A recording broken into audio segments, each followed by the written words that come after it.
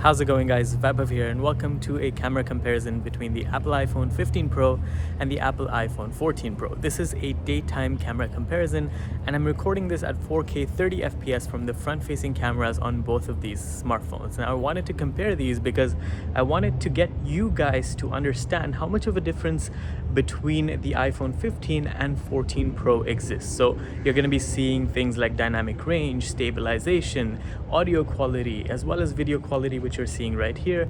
And hopefully this gives you a better idea of whether or not you should upgrade from the 14 Pro to the 15 Pro and whether it is worth it or not. Now, one thing that many vlogging professionals like to do is to use cinematic mode. So that's what we're going to do next. We're going to move on to 4K 30 FPS cinematic mode and see how much of a difference there is in that mode versus the 15 Pro and the 14 Pro. Alright, so I have now changed to cinematic mode at 4K 30 FPS on both of these smartphones, and hopefully you guys can tell if there is a difference or not. Personally, from the screens, there doesn't seem to be much of a difference, and nor is there any difference in terms of stabilization. But do let me know if you feel like there's a difference in edge detection down in the comments below. As always, in every comparison I do, I also switch between the audio profiles on the camera, so you'll be assessing whether or not the microphones have improved between the 14 Pro and the 15 Pro. But yeah, we're gonna now move on to 1080p video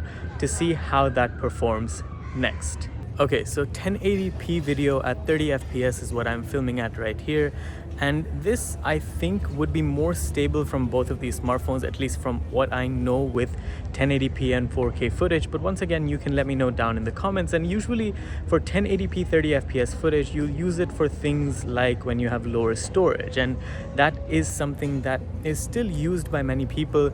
And so if you are in that situation, would you really face a quality loss or not? That's something that I want you guys to understand between the samples from the 14 Pro and the 15 Pro. But yeah, once again, I'm going to be switching to cinematic mode here, and that'll wrap up the front-facing video tests. And finally, this is 1080p 30 FPS footage from both of these smartphones, but this is with cinematic mode. So you guys get an overall understanding both at 4K as well as 1080p as to how these smartphones are performing and how they're doing in terms of audio stabilization, dynamic range, all of that, and whether or not these would be suitable vlogging cameras for you or not. But with that being said, let's now move on to the rear-facing video, followed by rear-facing and front-facing camera samples to round up on if there is any difference or not. Alright, so it looks like a great place to start here with the sunset right in front of me, and this is from the rear-facing ultra-wide-angle cameras on both of these smartphones at 1080p. So I'm just walking around this little recreational area right here, and you guys can see how well or how good of a job either of these phones are doing when it comes to both stabilization as well as capturing the detail amongst the surroundings. What I'm going to do is actually move a bit closer to this tree bark right here, and you guys can judge if either one of these is capturing the tree bark better or worse, and also move closer to the plants right here. So this is the ultra wide angle camera footage, so you guys will be able to tell if one is doing a slightly better job than the other. Now I'm gonna get back here, and we're gonna switch now to the 1x mode on both of these smartphones. So because both of these are iPhones, you can dynamically switch between all the lenses without any sort of a problem, and this is essentially what 1080p regular angle, or just the regular wide angle footage looks like. What I am going to do is actually move on to a zoomed footage as well. So let's go on to 2x. This is 2x on both of these smartphones, and we're going to focus on, once again, the trees above. Are you able to tell any difference between these two camera samples? I can see that the iPhone 15 Pro is doing a far better job of dynamic range, but that's about it. We're also going to zoom all the way to 3x. So this is now 3x on both of these, and you can see the change in lens shift between these.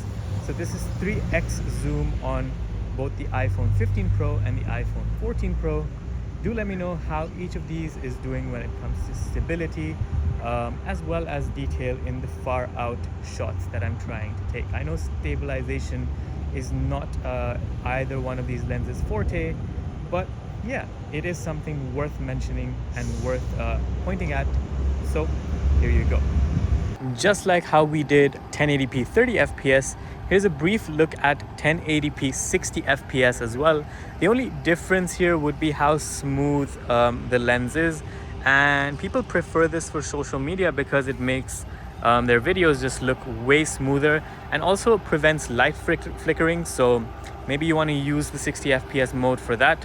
And here's a side-by-side of how it would perform. This is with the ultra wide lens, and now we can switch over to the regular lens, and this is what the regular lens looks like when it comes to the 60 fps 1080p mode on both of these smartphones. Do let me know what you guys think of these cameras so far. I do feel like they're very similar, but maybe that'll change with 4K footage, which is what we're going to test out next.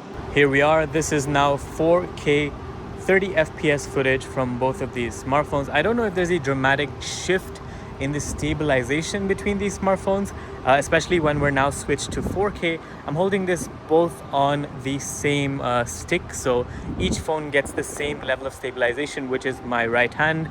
And yeah, do let me know. Once again, we're gonna kind of zoom into the nooks and crannies here and see what sort of detail this thing can capture. This is a very challenging shot of the sky and the grass and the foreground, and I don't think either of these phones are doing too good when it comes to that kind of a challenging scenario. But yeah, 4K 30 fps ultra wide. Let's now move to 4K regular lens here so you guys get to see the difference right in action. Once again, I don't feel like much has changed, and you can still switch between all the lenses at 4K 30 fps as well, which is a nice feature to have. Just for completion, what I am going to do is also zoom in 2x with the 4K resolution, so you guys get a picture of how each phone is doing. I do see that the iPhone 15 Pro is slightly better at capturing color as well as realistic colors, so that's something I'm noticing straight off the bat, considering both of these displays are exactly the same. I am gonna kind of move to this grass here, and you guys can sort of tell that maybe one is different than the other. It's kind of hard to, but yeah, I'm trying my best. And lastly, this is now 3x on both of these smartphones, and this is the famous cake building, as I like to call it. Let me know if you guys see any sort of differences in detail. I do see that the iPhone 15 Pro is doing a better job with detail retention, and I'm also going to be walking around so you guys get an understanding of the stabilization that each of these lenses bring to the table, and whether you could use them, you know, when just casually walking around and not needing any sort of external stabilizer. So yeah, that is video footage at 4K 30 fps. Last but not least, this is 4K 60 fps. Now this is only possible when you're filming in high efficiency mode, so both of these have been switched to that for me to be able to get this footage for you guys, and hopefully this can process when I put it on my Mac. 4K 60 fps ultra wide footage. This is something to use, but also be wary of the stabilization. So let me know what you guys think. This is now the regular lens. I've just switched to it, and here's a side-by-side comparison of how each of these phones are doing at the foreground as well as the background. Let me actually zoom into these birds so you guys get an understanding of the 2x lens as well. Let's go. Why is this not switching? 2x. The iPhone 14 Pro is not able to switch to the 2x lens directly. It is capped at 1.5x, and I think if you want to switch, you have to turn it off, switch to the 2x like I've just done here. You cannot see this on screen, and now this is filming at 2x on both of these smartphones. So there is a capping on the iPhone 14 Pro that restricts you from switching from the 1x to the 2x lens at 4K 60 fps. That is something to keep in mind if you are a very avid multimedia creator.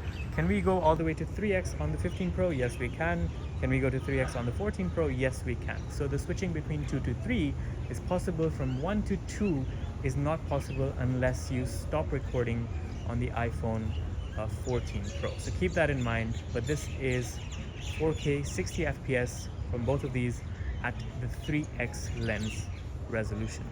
Both the iPhone 15 Pro and the 14 Pro have an action mode baked into the smartphones, which is 2.8K resolution by default at 30 FPS. And this is using the ultra wide lens.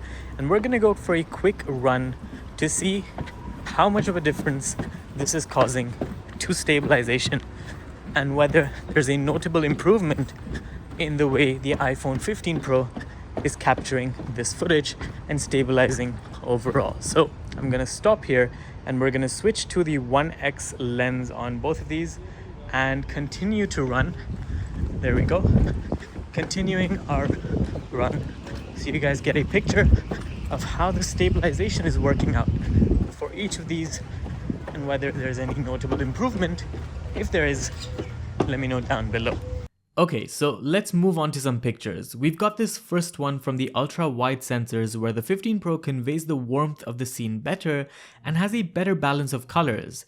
Detail-wise, both phones seem to be pretty identical. Here's the same scene taken at different resolutions. The 15 Pro has the 24 megapixel mode enabled, while the 14 Pro sticks to the 12 megapixel mode. When zooming in, the extra megapixel count does seem to play a minute role, but not so much. In fact, here's the same image at 12 megapixels from the 15 Pro, where it becomes more comparable to the image from the 14 Pro. The 2x zoom images also at face value are quite the same, but when you zoom in, you notice the added detail on the 15 Pro. But with the 3x zoom images, the results are identical, even when you crop in for detail.